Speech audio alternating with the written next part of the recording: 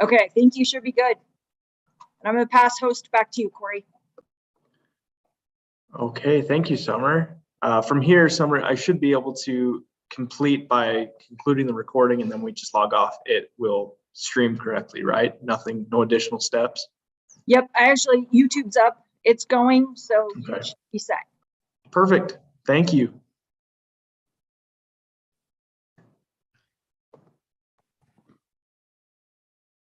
Okay, you are the host now. Perfect. Do you want me to hang out for a few minutes just to make sure everything goes okay? That might be a good idea. Okay. Go ahead and pull our agenda up. Kaya, I think if you'd like, we could get rolling, but then, yeah, we don't have anybody's citizens to be heard, but we'll when we get to that item, officially check in.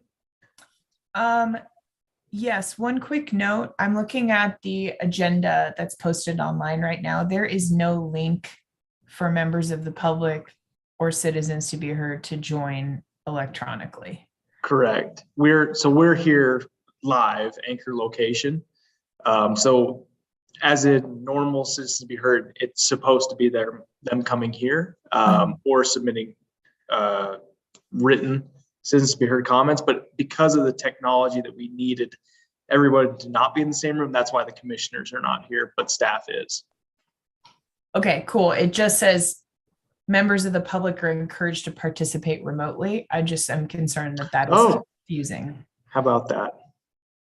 I would say at this point they have access to the form, and I didn't see anything that was submitted, but I think we're going to have a few more technical difficulties for a little bit. So on the next agenda, we'll make sure that there's information on how to join, because I believe there's a public hearing. So we'll have to make sure that has that on there. But we didn't know the council chamber system was going to blow up on us on Tuesday. Yes.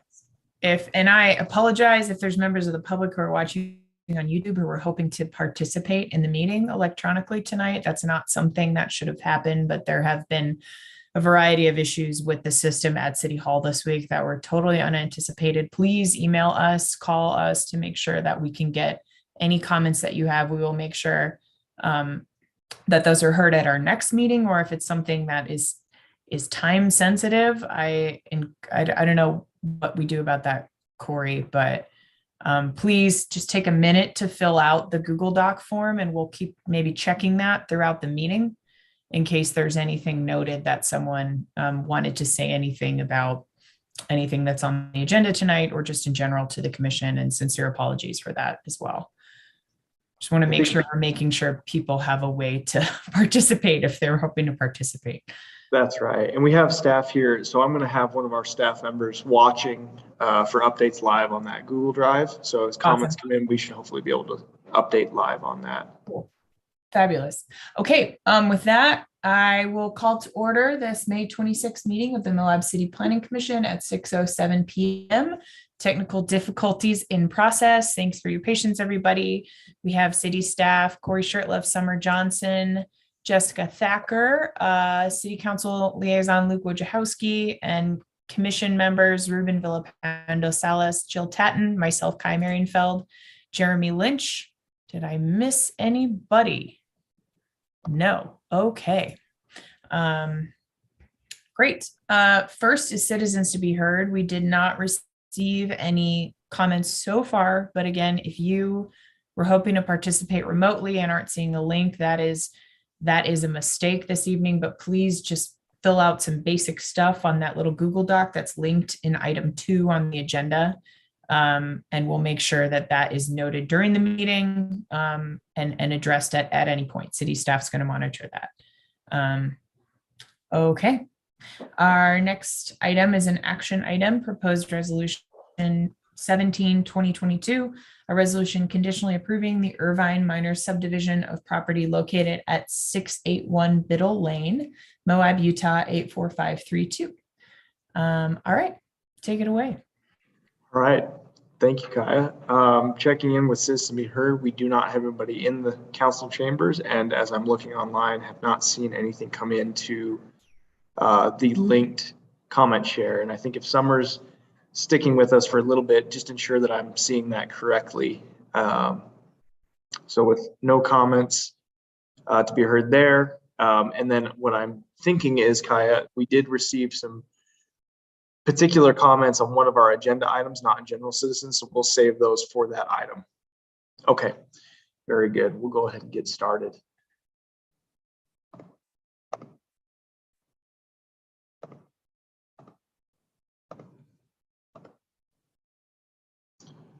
All right, hopefully this is showing up correctly for everybody.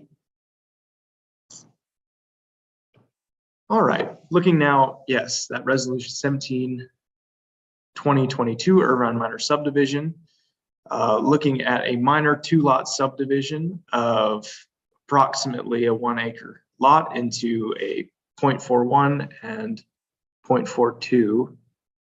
We do have somebody that has entered the waiting room. As this is a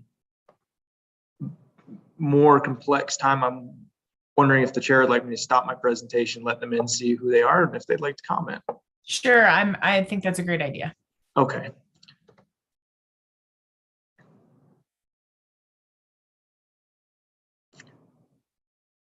This might be one of our applicants.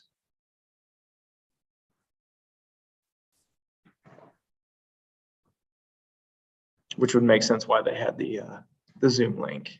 Yeah.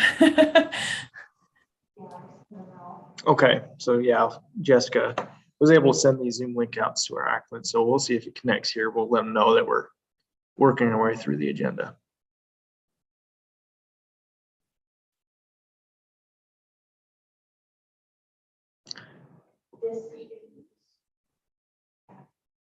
Yeah, okay, so Casey, if you can hear us, we're gonna put you back in the waiting room. We're just gonna wait until Abby subdivision item comes up. So hang on just for a bit. Thanks for logging on. Okay, thanks everybody. Right. We'll get back to it here. The subdivision being housed in the R2 single household, 2 household residential zone. What we're looking at tonight is just the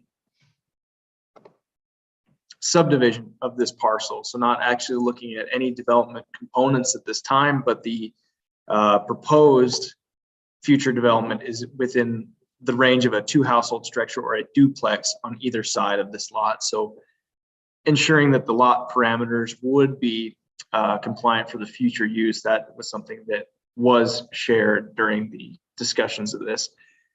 Similar to the other minor subdivisions we've had in the past, really what the staff and then the planning commission are evaluating are the proposed lot parameters. Does the proposed lot conform to the requirements that we have for our zoning code?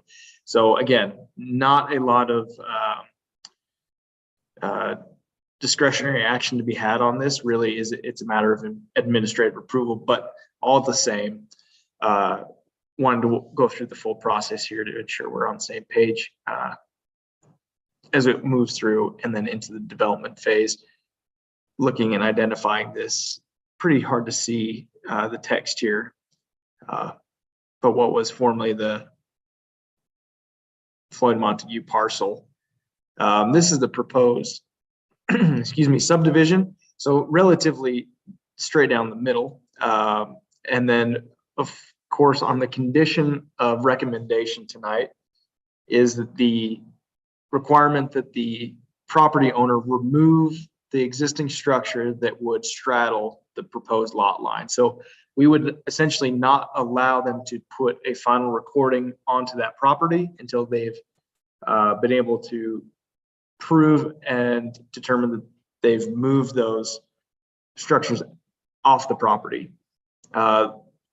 Reason for this is we want them to be able to move through the process without displacing anybody. So we don't necessarily ask for the removal right now, as that could displace something and displace a tenant, and then would have that be vacant over time while they're working through the development process. We've followed this similar procedure on other minor subdivisions in the past, where we are still holding those plats. If you'll recall, the Lawrence minor subdivision was a very similar situation. So while it is somewhat abnormal in that sense, the idea of a minor lot is pretty straightforward. You can see that the lot does have some characteristics that are going to factor in during the development phase with this existing easement, as well as what this is representing is floodway as it backs up to Pat Creek there. So the 500-year and 100-year and then floodway identifying marks. So that hashed area or grayscale is showing the floodway, which is the no build zone. But everything out within this side of the property would be buildable. So again, very short presentation here, but open for questions or discussion or any other staff comments from the planning team, but we'll turn it back to Kaya. Great. Thank you, Corey. Yeah, I mean, it's always interesting to see sort of the creativity that has to come into some of these minor subdivisions, but you know, residential turning into more residential, typically a very good thing. Yeah, any comments or questions from other commissioners? We'll just open it up.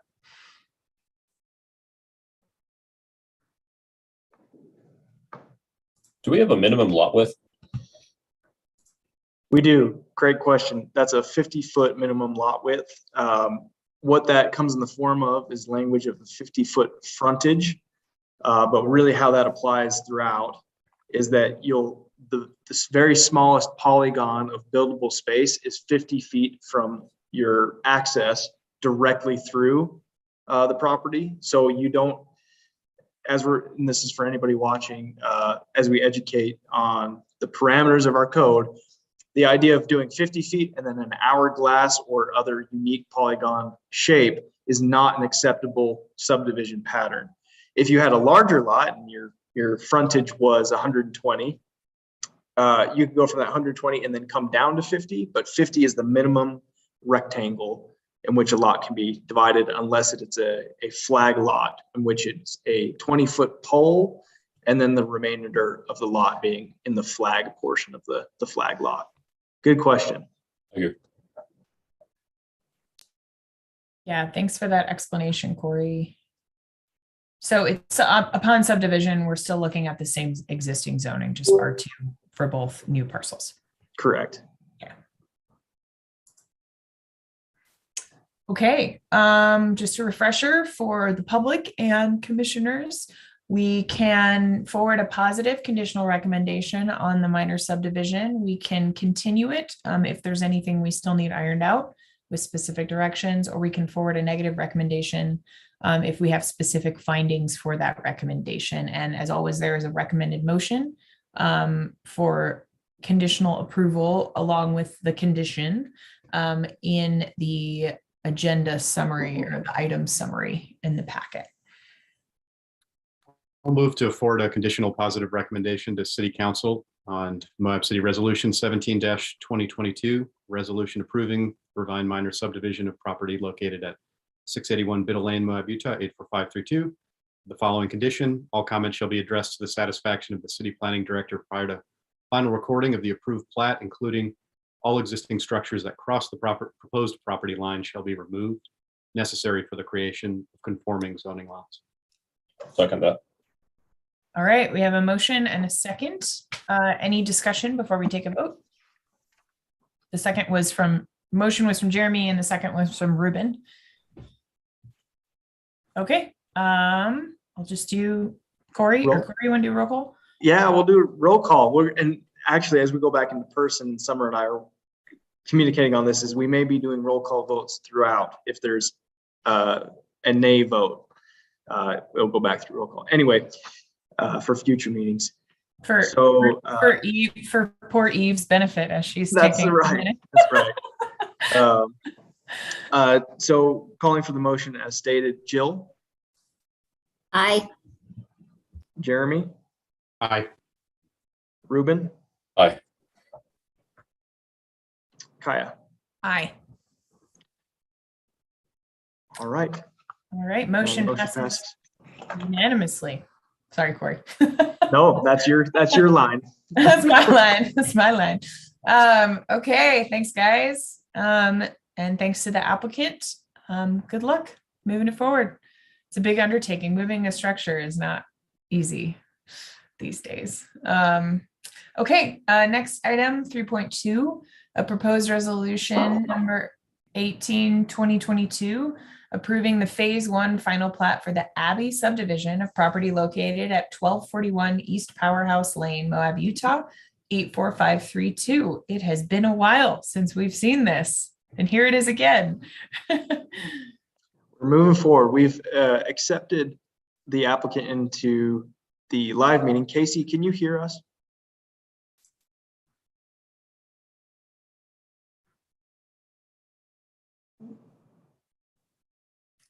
Okay. Casey, can you hear us?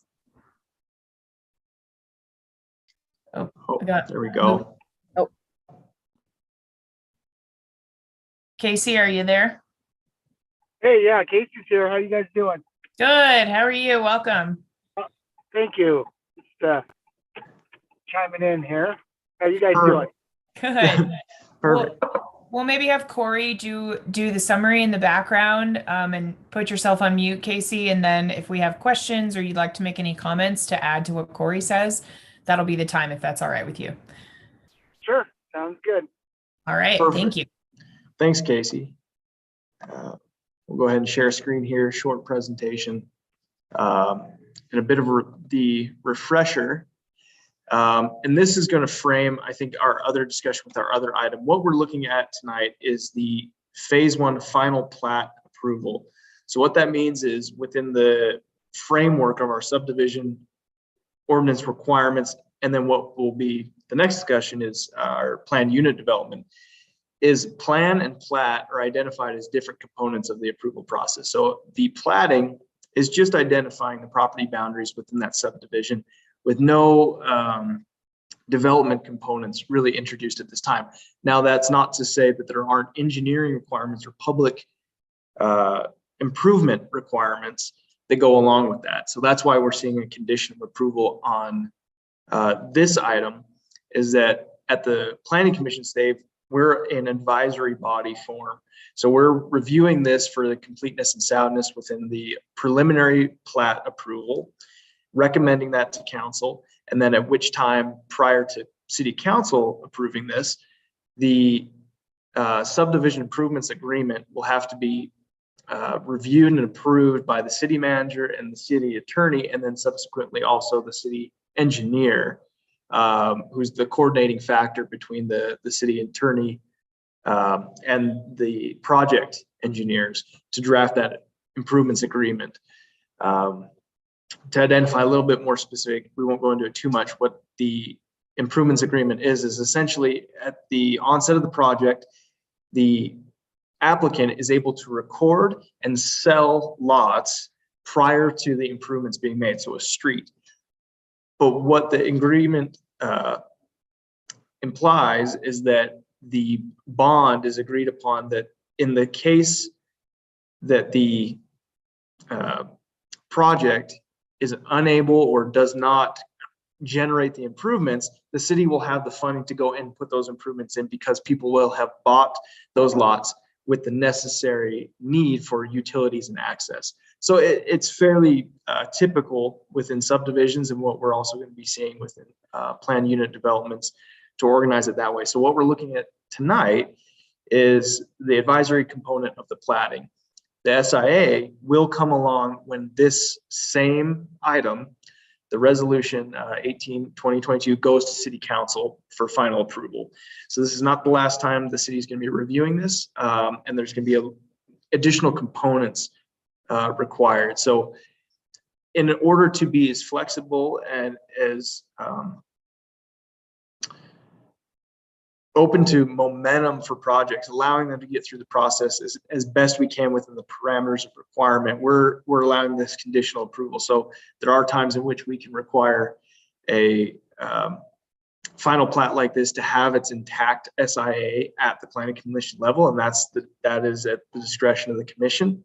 But the condition of approval that we're saying is adequate here based on the findings from the city engineer is that they've sufficiently addressed the engineering requirements, but the actual legal document, which can take weeks and a long time, we didn't want to hold this recommendation up while that is being drafted. That's a big preface, but it's going to carry through into this next item, which is important. So getting back to Abbey now, located right off of Mill Creek Drive and Powerhouse Lane. Most of us are familiar with the Bonita development across the street, and then Dream Drive or the Mill Creek Cove. That's right, Mill Creek Cove PUD, just at the head of the Mill Creek Trailhead path up there. So Red Rock Partners and Casey Bynum operating as the applicant and owners for this property. The overall property, 21.53 acres, and proposing. And Casey, I know from the original preliminary approvals, there's been some amendments to this. So my understanding is an 81 lot subdivision with the incorporation of twin home lots, 4 estate lots, and then single family households. Is that still correct? Yeah, that is correct. Okay. We have kind of designated into 4 phases. So I'm not sure, and I think this is, seeking approval for all 4 phases essentially. But like I said, phase 1 will be kind of in the immediate future, and then working through phase 2 through 4 after that. Right. And yeah, when we show the platting, this is essentially going to be 19 lots where it's final approval platting, that phase 1 actually getting the momentum to get off the ground with development. And then the rest of the preliminary plat established, but those final phases coming back into the future, like Casey's saying, through potentially 4 phases. This is the vicinity map showing the breadth of that property, whereas the main development is occurring in this section here. So that's that Powerhouse Lane bisecting the parcel, and then Mill Creek in that floodway bisecting here. So no development is being proposed at this time in this location, but of course, maintaining the intact parcel through this approval. This is the recorded county plat showing the existing platting, and then preliminary plat, which is a little bit more of a zoom in. This is what was approved back in 2019 for their preliminary division of lots. So a lot going on here. So I'll try to zoom in, give us a little better scope. This is included in the agenda packet. So if you are wanting to take a closer look and identify, my mouse isn't cooperating greatly, identify the actual paths of circulation and then breakup of parcels, that's a good place to do it with that high definition PDF. We'll get out of here. And then look at what we're reviewing tonight, which is our phase 1 final plat. So what is encompassing mostly the southwest scope of this development. So off of Powerhouse Lane, what will be the new private road identified there is Edward Lane, and then Hayduke Court. The access points were heavily discussed during the preliminary approval and the public hearing process. So the identified pathways of circulation, both for existing trail systems and then the internal trail systems that were supposed to be proposed, will have improvement areas throughout this section. But the SIA for this particular phase 1 is going to be relatively light, encompassing sidewalk curb cuts, and then improvements just on this north side, really, as this is all private throughout. I don't think I have any additional materials on this, so I might dish it back to Kaya, and then the opportunity for Casey to speak if anybody has questions further. Thank you, Corey. Yeah, Casey, anything to add to what Corey said? And I imagine we'll have questions from commissioners after that. Yeah, no, I think that's the project in the gist. And as you guys can see in your packets, I mean, we've got the 4 phases. So this phase 1 is a good place to start tying into the Bonita area and so forth. So anyway, yeah, we're open for questions as necessary. Yeah, so could you run back through the phases? Like I'm looking at the survey right now, or the sub preliminary, or the new plat, excuse me, for the subdivision. Which phase is going to be, oh, there it is. Okay, that's helpful. Just trying to Yeah, see. there what should be a pretty good phasing diagram, but it's kind of phase one is the southwest, phase two southeast, phase three is northwest, phase four is northeast. So it made sense on a number of levels, but based on storm drain and sewer connections and so forth, it works pretty well to go in that direction. Great, thank you. And so I'm just looking at the map, the offset from where Bonita comes out is sort of between Powerhouse and where the new street is going to be across the way. Just trying to think like traffic patterns, because I know that's a pretty busy one as well. People coming in and out of Bonita, and then of course Powerhouse. Sure. All right. Any questions or comments from commissioners? We have the applicant, we have city staff. This has been something that we did the final plat approval a while back, and then pandemic happened. So The only question I have for now is just since relatively new to the commission, is there anything notable from the discussions that have occurred previously that would be valuable to know at this point, or has the process gone relatively smoothly? Just anything from those who've been involved.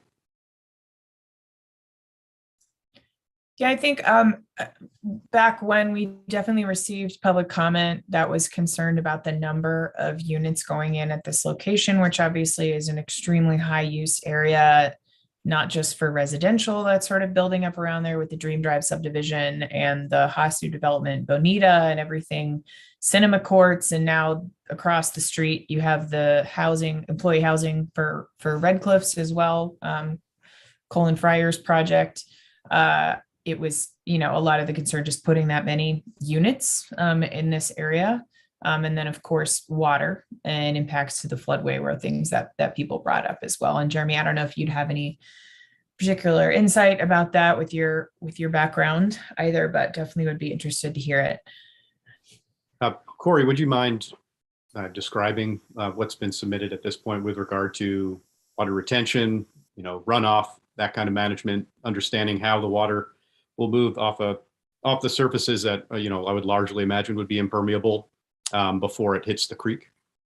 Sure. I think one of our engineers could probably go far more in depth with that, which we could follow up with. But essentially, the drainage patterns were directed inward on this development. So if we go back to the preliminary, not only platting, but preliminary plan, and again, breaking up kind of what is the property versus what is the actual construction of the site. So the preliminary plan was really the idea of pulling in detention basins, vegetated detention basins, and then letting that permeate as it goes through, and then hitting an outflow drainage, which will eventually exit into Mill Creek again. So what is our discharge rate is achieved. So what our requirements are for detention and then discharge rate back into Mill Creek for storm drainage is being met, but being met with a landscaping effect detention basin area.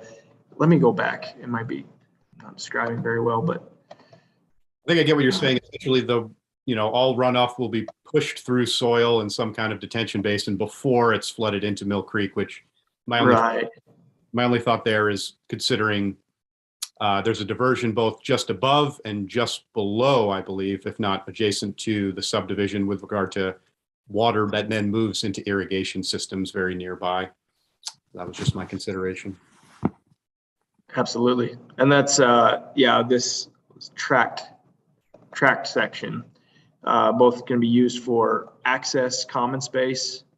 Let's see if we can blow up a little bit further. Tract A here, and then tract C, I believe is where they're housing majority of that detention, which will be then slowed, detained, and then discharged appropriately back into Mill Creek. And when they were doing those studies, I do believe they took into account the existing flow rates and conditions of Mill Creek, both above and below, how that would be affected. That would be something I would definitely recommend coming back to review, maybe way back in 2019, some of the discussions in the preliminary plan approval might shed a lot more light on that, as well as what were some of the bigger concerns, which is circulation, traffic flows, and access. That was a major discussion by a lot of the public, and as this is coming up now, because again, has been dormant through the pandemic, the high volume traffic that occurs on Mill Creek Drive right here, and then of course with this increased density that's occurring, the development group and project team has expanded their access areas to what will be the southern section and northern section, despite these being private circulations, allowing for that distribution of traffic through the traffic studies that they held. I think the additional component, and this will be in that preliminary plan approval, is a pedestrian crossing mitigation at this section. So the trail system, Mill Creek Path, will come up and then allow for access onto Mill Creek to get all the way up, but also a continuation of that down onto the Bonita pathway. So creating safe points of crossing both above and below the project. Great, thanks for that, Corey. I'd be curious just at some point if what could be forwarded with regard to, 3 years ago, how flow rates were measured, maybe how they compare to today. I just would be interested in seeing those numbers at some point. Certainly. Thanks. As far as water is concerned in that hill, during heavy rains, is there any issue that comes from all the runoff from that? Because that's going to be on the backside of all of those houses? The hill that would be buffering between what is the bowling alley. Yeah. And we have somebody that's a geo person in staff. With that gravel base, I'm not sure what the penetration flow rates of that coming off are. I know there's rock fall or landslide scenario, but I think I don't think we have immediate concerns, at least from an engineering perspective, of that affecting these properties. Not yet, not on this one. Okay. Or could you hear that? We have to do one mic and one speaker in here, but Jessica Thacker, our assistant planner, has a lot of experience in that area and says not with this particular hill. Okay.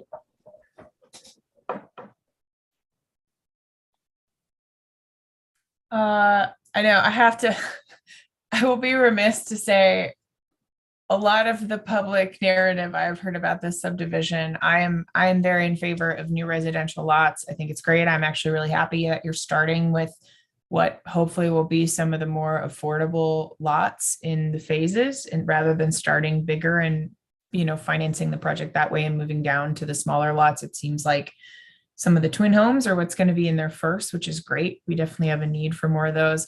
But the names of the subdivision and the streets this is personal comment. This is not planning commission, but I've definitely heard a lot of people in the community be a little like surprised / ironic that, this very large development is going in named after Edward Abbey names and book characters, when it's pretty contrary to what he was all about.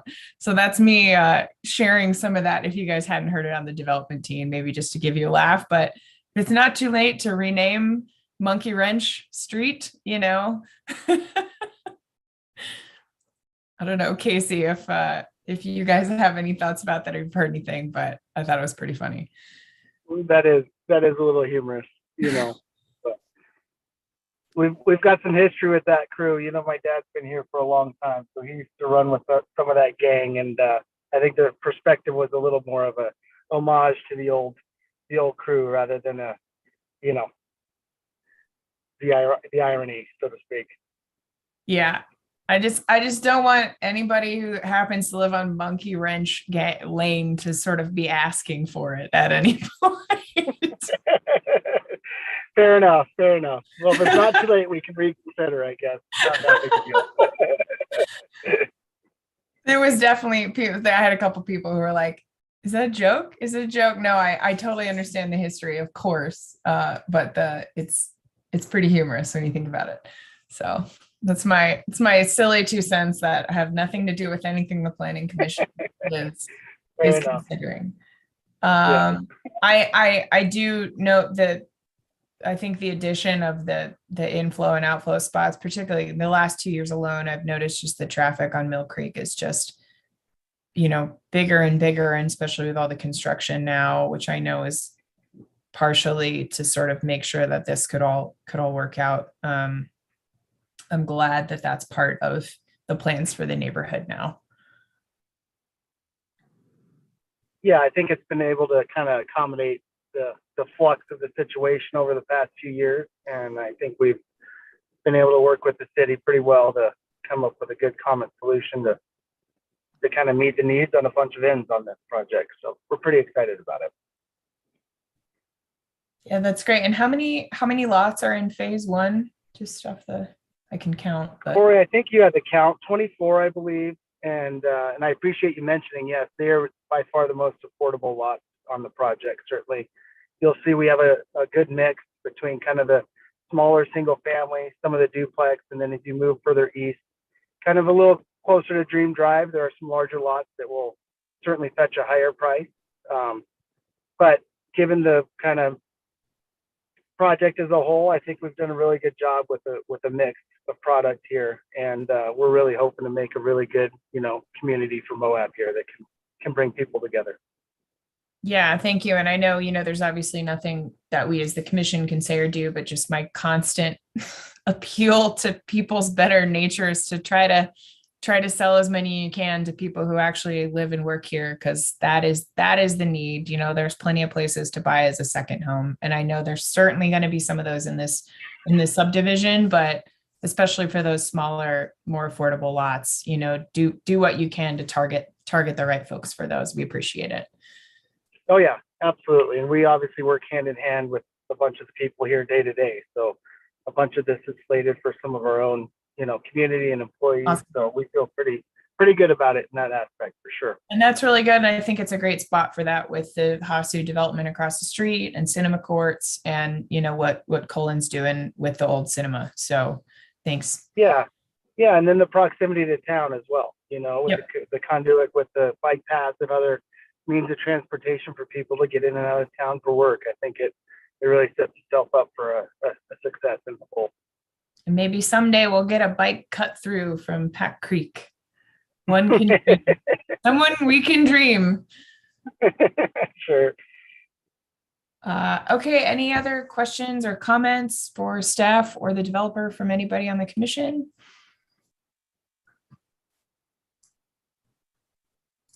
Okay, same as always, our potential options. There is a recommended motion, and it does, as Corey articulated, this is one step in the very long process with lots of things along the way, but staff is looking to have this conditional approval of at least this part so that things can sort of keep making their way through right now.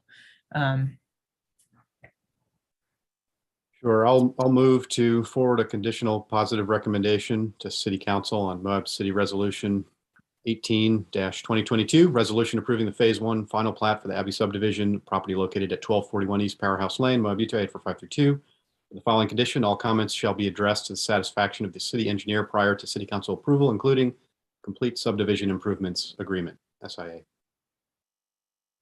Great, we have a motion, a second from anyone? And a I'll second. second it. Go ahead, Ruben. Okay. We'll We have second that. a positive recommended motion from Jeremy and a second from Ruben. All right, Corey, ready for or do we have any other? I had a question just related to the last question that I had. If you look at, Corey, if you look at lot 1A, 1B, you're kind of referring to the regular polygon. I don't think that's on, I think that's on the preliminary plat. Do you see what I'm talking about? Your preliminary plat for lot 1. Yeah, Go back. yeah, Let so me- plot 1 is going to be on the big one. Let me go back here.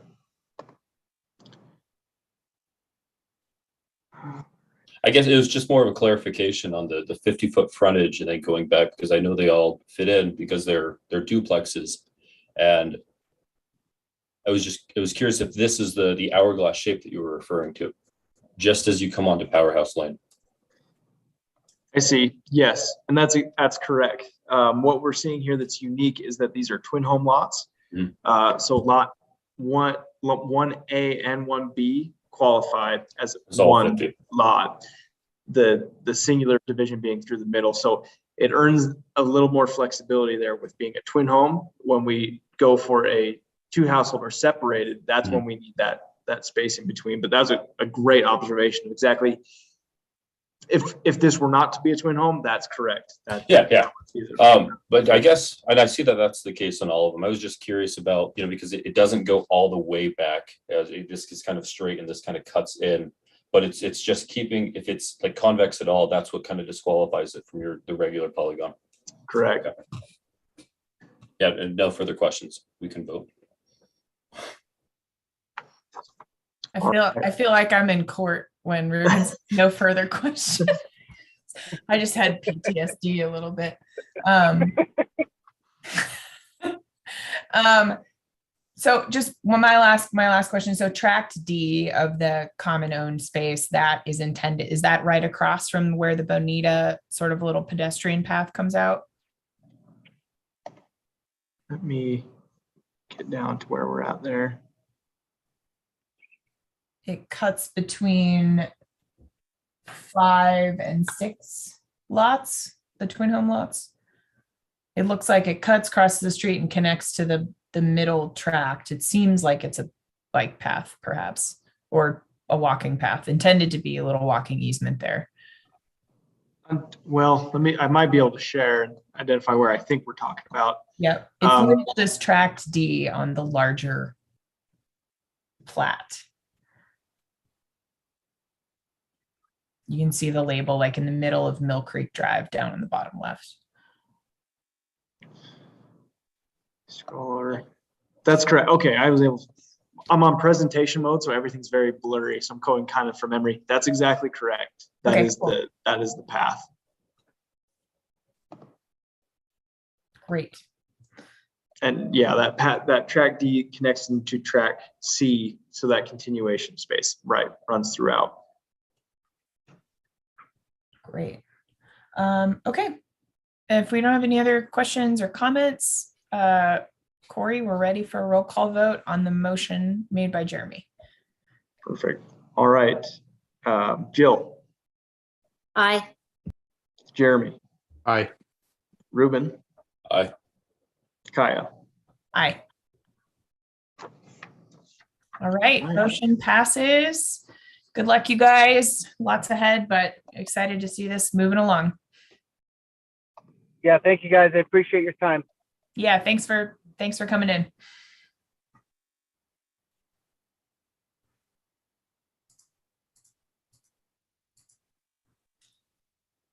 All right. Great. Thanks, everybody. Moving on along. Next action item 3.3, proposed resolution 19/2022, a resolution approving the phase 3 final plat for the Portal Vista planned unit development of property located at 212 North Carmichael Loop, Moab, Utah, 84532. This is a briefing and a possible action.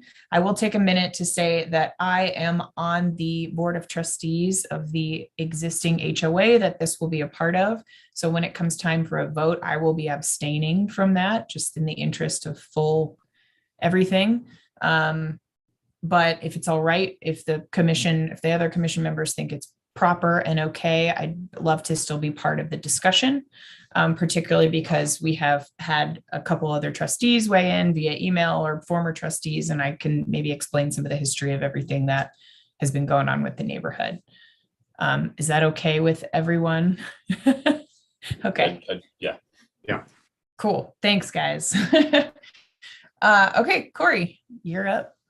All right, just to comment briefly, we did have one citizen come into the chambers, Joe Downard, but he and left before we could identify him. We were mid item, unfortunately. So for the record and for Eve, who's watching, that's who came into the chambers. On that note, I am not seeing any other comments being submitted to either planning staff or the citizen to be heard comments. So at this point, I think we're still moving forward with no comments. And Joe, if for some reason you're listening now or you're watching the recording later, feel free to email us if there was anything you wanted to chime in on, and we'll make sure that that is made known to everybody. All right. So with this, we did get 2 comments specific to this item. I think it may be appropriate following the presentation to get into the deeper history and address those comments. So we'll go ahead and share. Again, a short presentation just on background of what we're discussing. With this resolution 19/2022, Portal Vista PUD Phase 3 final plat. So again, following in a very similar process to the subdivision and the final platting that we just saw for Abbey subdivision, this is the Phase 3 or last phase of the PUD. So not a subdivision approval, but preliminary, or excuse me, plan unit development. And then being the final plat component, not in tandem with the final plan. So the development elements are not included in this recommendation. We are just evaluating the property elements, but will have, similar to the Abbey, the condition of approval, or excuse me, condition of recommendation, that the SIA is complete to more robustly file out those what will be private in this sense, but public improvements, meaning the access infrastructure and utility functions on the property. So the background of where we're at, looking at 212 North Carmichael Loop, applicant Shecon working with the ownership group, which is a continuation. This project has been on hold for quite a long time. Jessica Thacker has done a full background evaluation on this project, so may have even more relevant memory of where the approvals had been in the past. But what we were looking at here is the lapsing of any components of a final plat. So they've had to resubmit their final plat and go through the full staff approval to this point. The section that we're looking at is 1.61 acres of the 14 lots in that R4 manufactured housing residential zone. However, adhering to the Portal Vista plan unit development requirements, as in the CCNRs organized and maintained by the HOA of that PUD.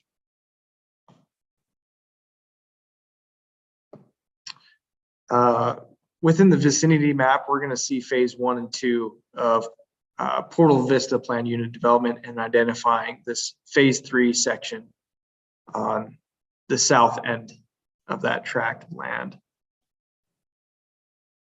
So for context, this is, I can see that it's a little bit blurry. 400 North, this is the old hospital site, Grand Oasis, directly to the east, and then Entrada, Orchard Villa, and then our treatment facilities just over to the west in that industrial zone.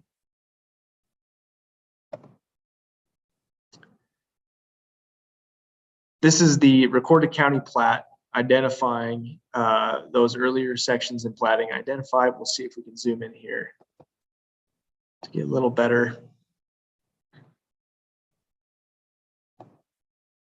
There we go.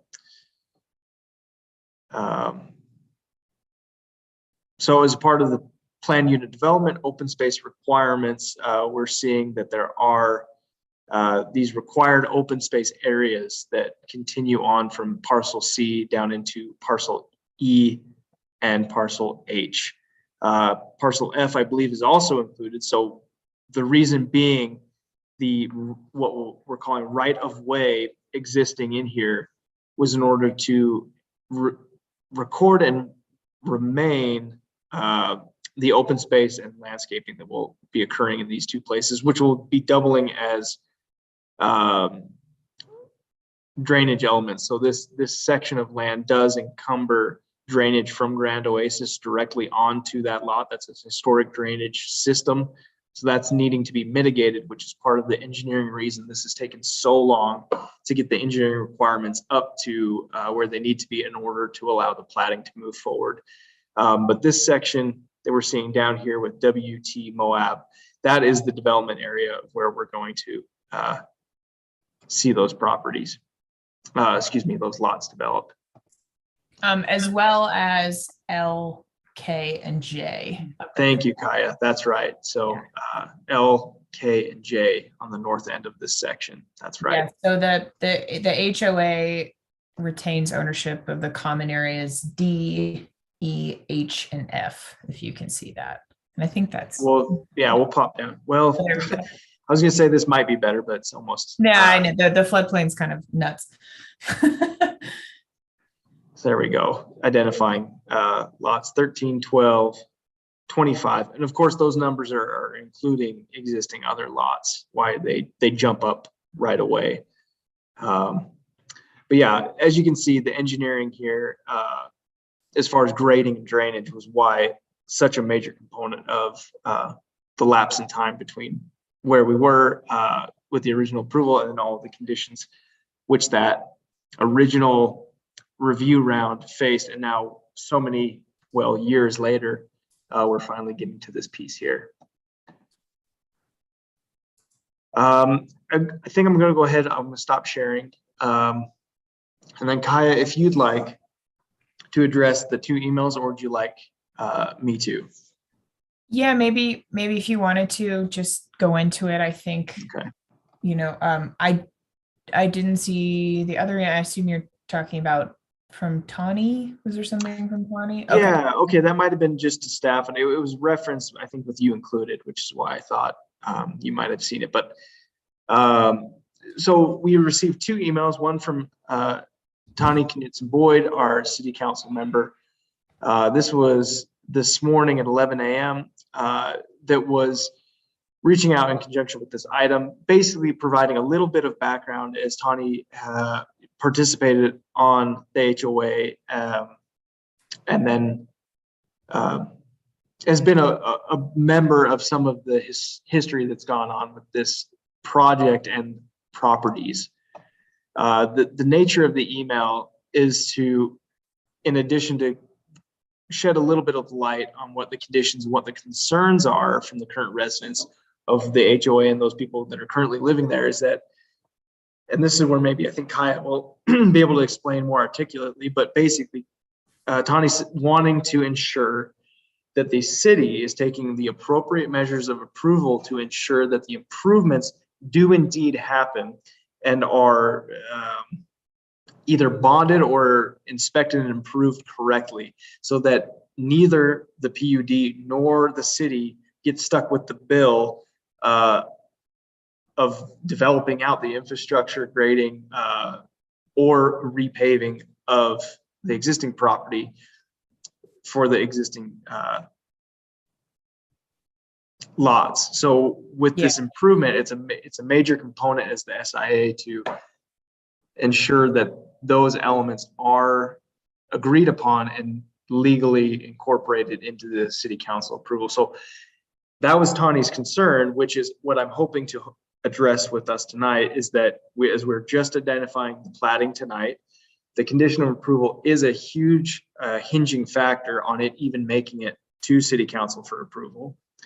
So that hopefully all those conditions are approved or reviewed by the HOA and then approved by city council. And then again, that is just the platting component. So no plan development elements will be able to occur until a final plan comes through. So if each of those are to be developed individually, that's indeed a different process. But if it is going to be developed as it was with the rest of the properties, it will have to provide landscaping in addition to all the other requirements placed upon the actual construction of the property. So with Tawny's concern, I'm hoping to address that while this is a conditional recommendation, meaning the commission isn't obligated to approve necessarily, because this is this is moving this item in advance of having the SIA prepared.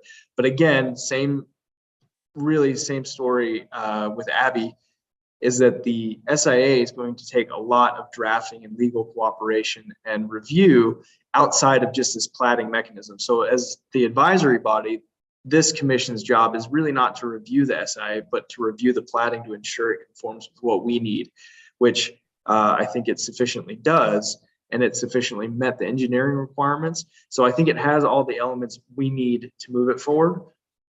But given the sensitivity of this particular project with the existing property owners in the PUD, and then with other folks that might have interest in this, or of the nature that we want to provide as much public notice and as much opportunity for comment as possible, given the technical difficulties that we've had and the more what is required notice. We've supplied required notice for this, but we'd like to have supplied more notice, as in the form of one more week's notice in the public before we're actually talking about tonight.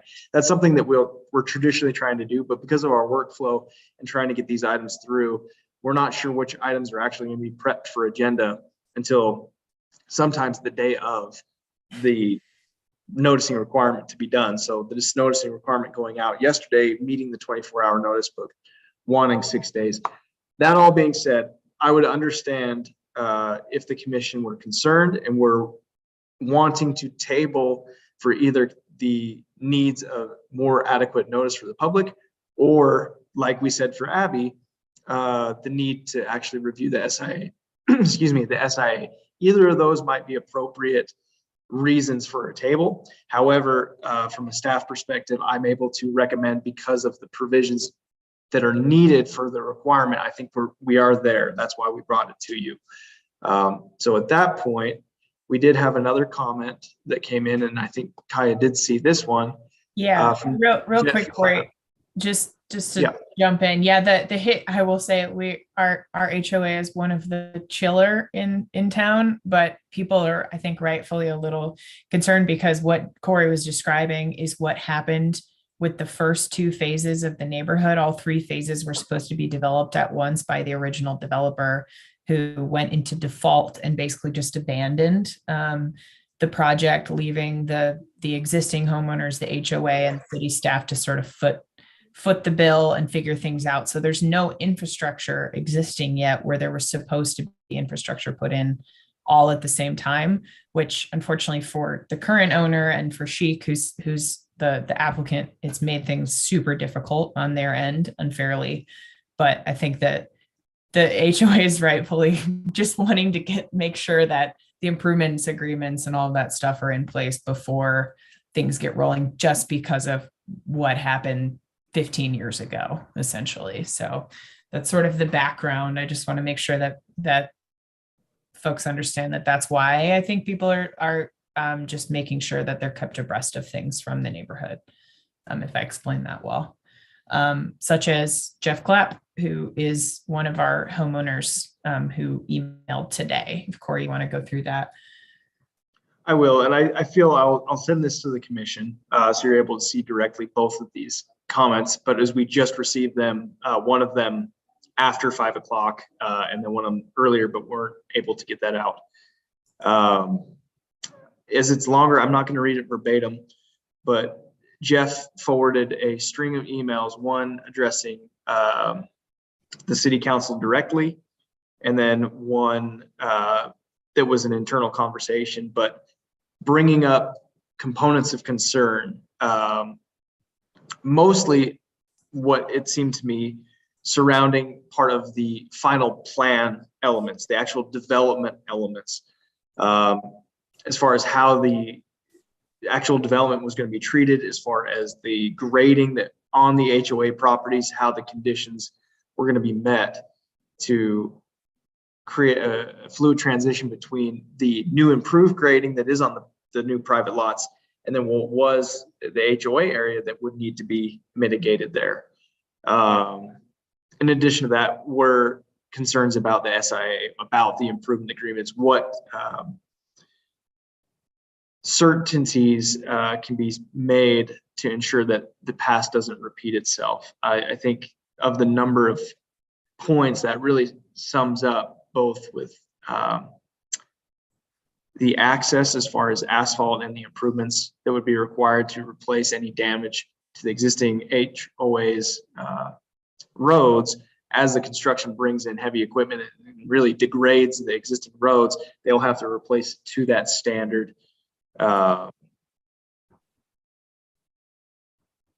Yeah, I think that's Trying it. to And then see if just, there's anything else, but yeah, it's something, again. So Jeff, if you're watching, I feel that where we're at now, we are in line with what your concerns are, meaning we're not giving away any opportunity to secure these concerns.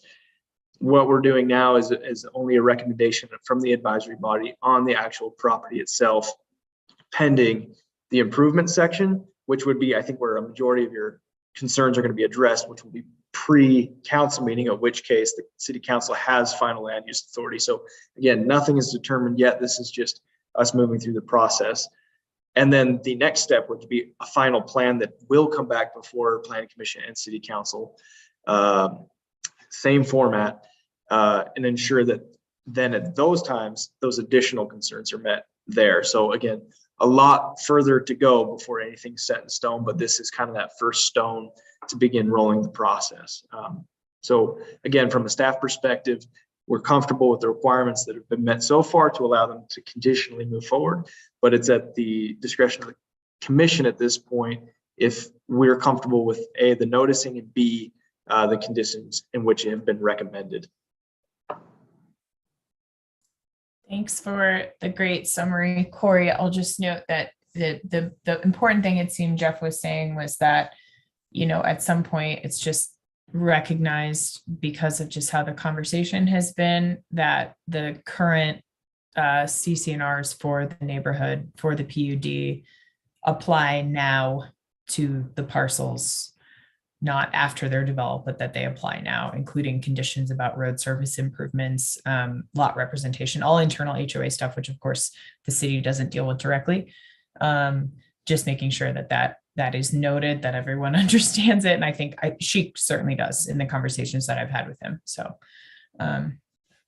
I am comfortable moving forward with the recommendation with the conditions that are on the table tonight. But like, as I said, I'm going to be abstaining from whatever vote or decision we try to make. So I'll hand it over to other commissioners and let us know if that was confusing. It's a weird history, but ultimately it's a very straightforward, normal planning commission thing that we just did with the Abbey subdivision. It's the same thing for the PUD. I'm comfortable with the noticing, with where we're at with things right now. Is there anything else, Kaya, maybe in your role as a citizen, to be heard that you feel necessary to share at this stage? Otherwise, everything that Corey has said seems like we're moving along the right path and that this is very preliminary, but it will move the project along. No, I think having that absolutely, because of the history, because it's a PUD that already has several phases developed, the improvement agreement being out there, being public as early as possible, is going to be the critical thing, I think, for the folks, myself included, who live in the neighborhood.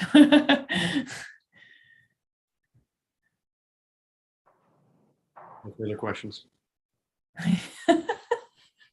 Sorry, that keeps cracking me up.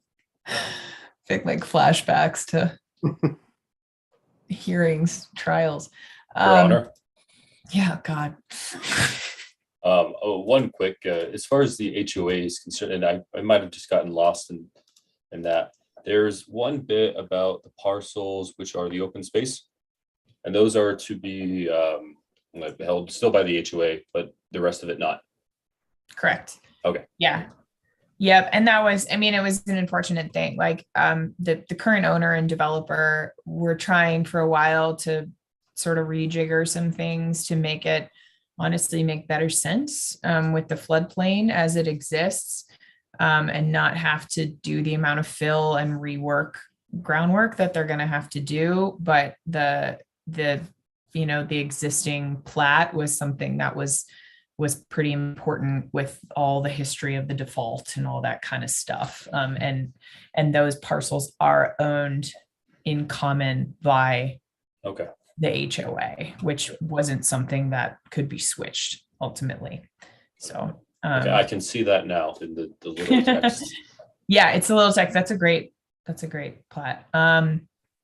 Yeah, so those will remain common owned parcels, but they'll be landscaped. They'll be made into, there's existing green space in the neighborhood. There's some native planting. There's some open grass for kids to play, and it'll ultimately be, whatever this developer decides to do, but they're still retained by the HOA.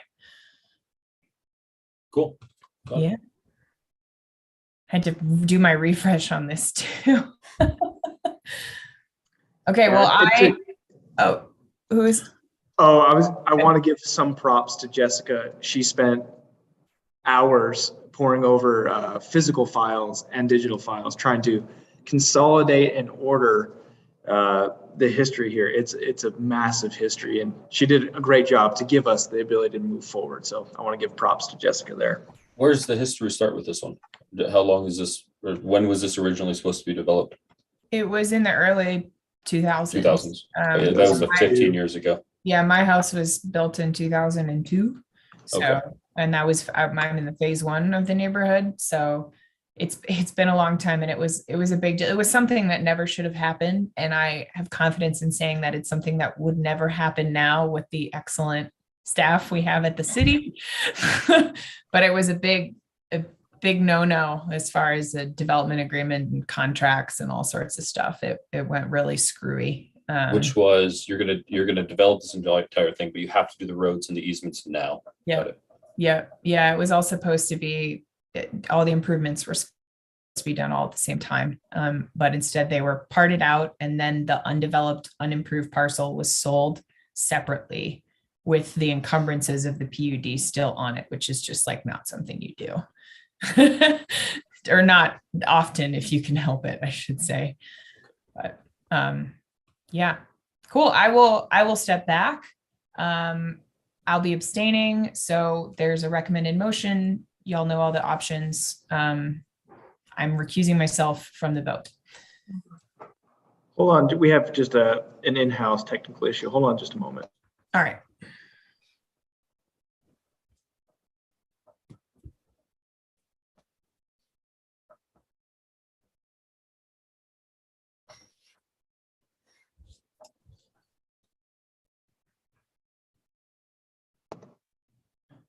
All right, we're back.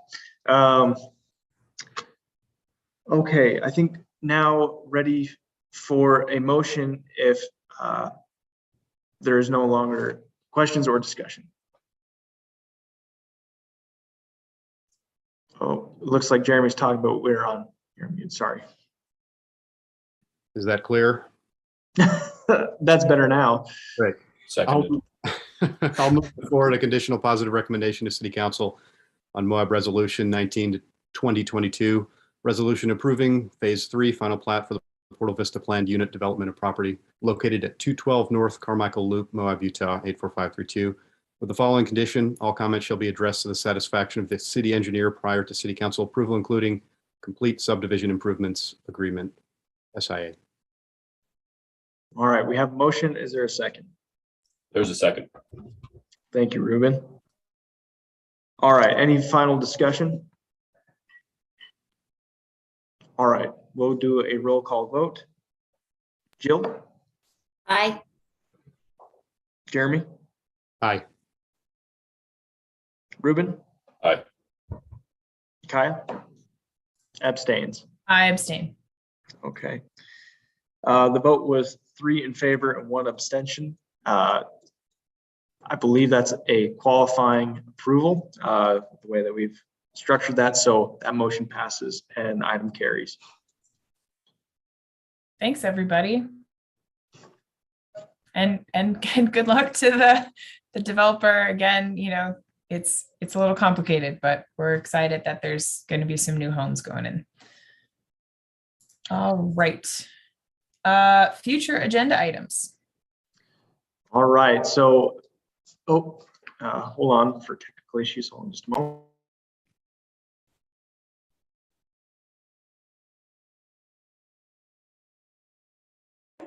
Okay, that's not a technical issue. That's something Jessica needs Kaya to do. Jessica needs you to come in and sign all of our resolutions that have been approved. Get your signature on those. We've been somewhat behind. So that'll be something when you have an opportunity to come in, and we've got a whole stack of resolutions for you to approve. Fantastic. I will That's come right. and do that. As far as future items, we are on June 9th, our next meeting, having a public hearing on the NavTech easement relinquishment. So on this property, there is a historic sewer easement for what was a historic sewer main that has been since abandoned and relocated with a new sewer main. However, that easement was never relinquished from public domain. So as the property owners wanted to expand commercial business, we, with our technology, were able to see, oh gosh, you have this easement, let's get rid of that. So it's kind of a private-public partnership as far as this item and moving that relinquishment forward.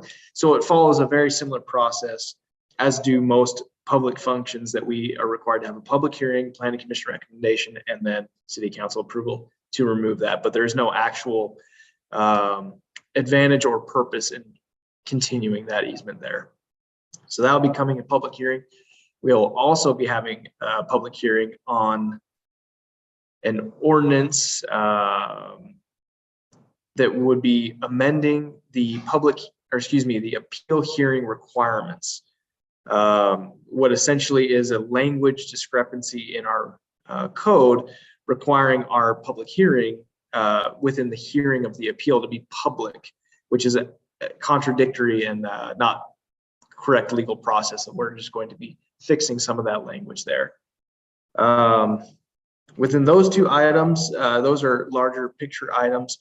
I can't think of anything else that we, at this point, are going to be having right off the bat. But like I said, some items are chugging right along and we won't know up until very late. But what I think as a matter of practice, we're going to begin doing is just shutting the door, even on our own selves as staff. If the item isn't prepared a week in advance, it will need to be pushed to the next meeting. What we've been trying to do is acquiesce best we can to developers to try to move these things forward and accommodate them, because I understand the critical, I mean, every week can make a huge difference when it comes to development right now. So we've been trying to accommodate that best we can, but in order to not sacrifice what our policy standards are for noticing, which is what we're trying to do, is really an increased amount of public notice. We understand how engaged Moab community is in all of these topics, that what is the state requirement of 24 hours just isn't enough. We'd like to give folks more. So we're going to be trying to shut the door a little earlier, allow our planning commission to have more time to spend with each of these items, reviewing them, getting adequate questions, and then review in. So with that being said, we do have some other agenda items that are getting close, but we'll have to just see where they end up next week if we're ready or not. So on that note, we're still working through, I think, in the realm of 27 or so active planning projects. So it's just a pick a number. What are we going to see next? Subdivision, PUD, who knows? It's kind of the luck of the draw what we're going to see next. But that's really all we have. Anything from our staff? I'd also like to introduce, if Anna wants to, Anna's been manning the public computer here at our anchor location. Anna is our new planning and zoning administrator position. So we have finally a full planning staff, if you can believe it. So this is Anna. She's on mute and no speakers because of our feedback in the chambers. But anything from Anna or Jessica before I turn it back over? Nothing. Welcome, Okay. Anna. We're really happy to have you. Here, and I'll mute. Thank you. I think that worked okay. All righty, guys. Kaya, it's back to you.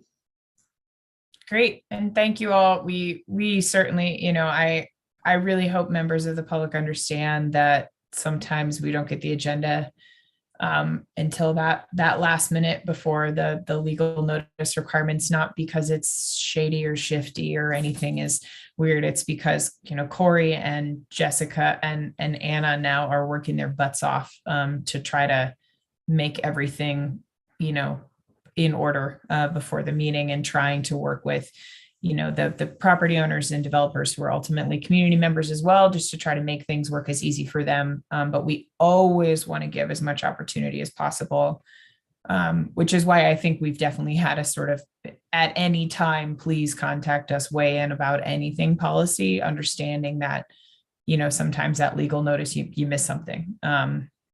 They are still meeting those legal requirements, but I really appreciate, Corey, you and Jessica sort of making that new sort of cutoff, saying like, we need to make sure that things are getting out there into the ether a little earlier before our meeting. So thank you for the past, and thanks for the future. And we're so happy to have you. Seriously. We have a very good planning staff in a Moab that is very understaffed with good qualified people overall right now. So thank you. I'm glad you guys are here.